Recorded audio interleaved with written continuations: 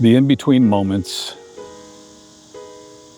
that we have are more numerous than the destination moments. We're always going someplace, as opposed to being at Disney World or a beach or a favorite vacation spot. Those in-between moments are everywhere.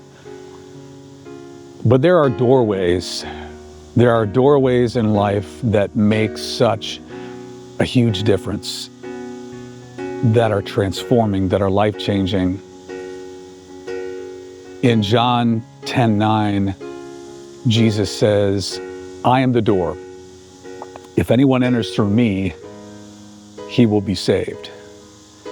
Jesus isn't only the one who opens the door, he is the door. And when you pass through his door, when you enter his door, his invitation, your life will be changed. And even after you walk through that door, you surrender yourself to Jesus and you tell him, "Hey, I want to hang out with you. I want to do life with you." Jesus is the door. And after his door, there are even more doors.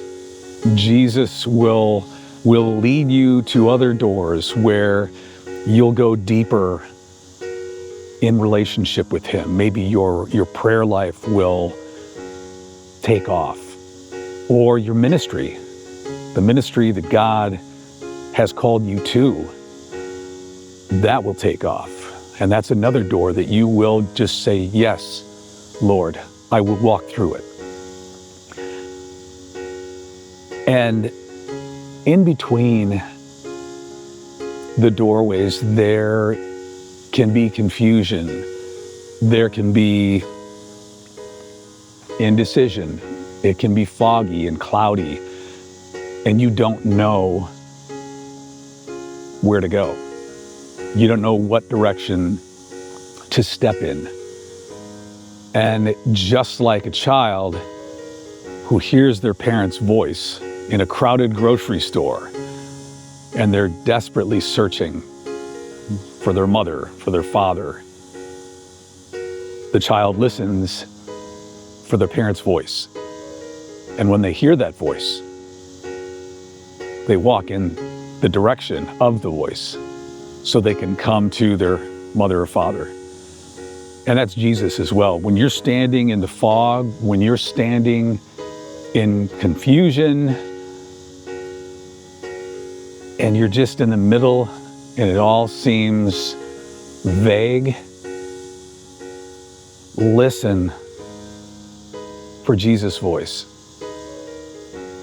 And that's easy to do. You can open the Bible and read his word and just pray before you do so, and just say, "Lord, speak to me through your word." Whatever it is, just speak to me through your word.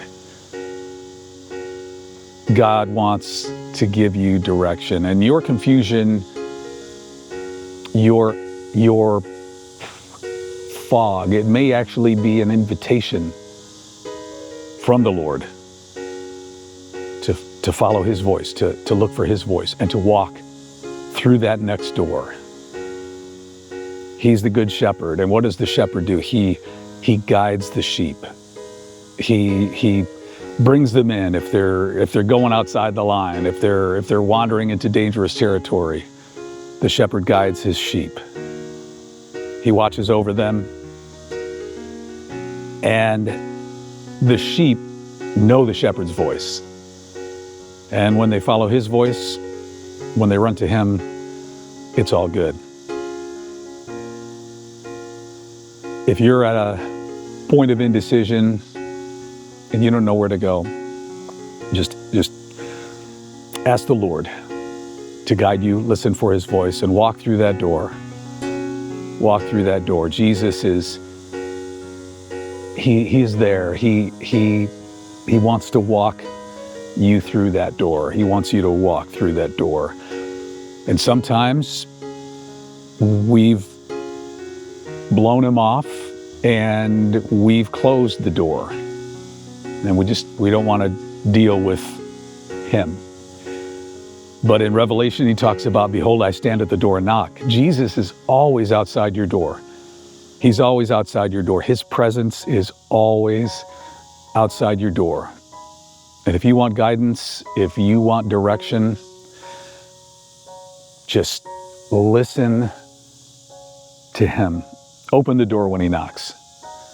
And he will come in and you can fellowship together, and he will guide you to that next door and to the door after that and the door after that. You're not as confused. You're not as lost as you think you are. Because no matter where you are, no matter how lost you are, Jesus is right there. And he is ready. He is ready right now to lead you out.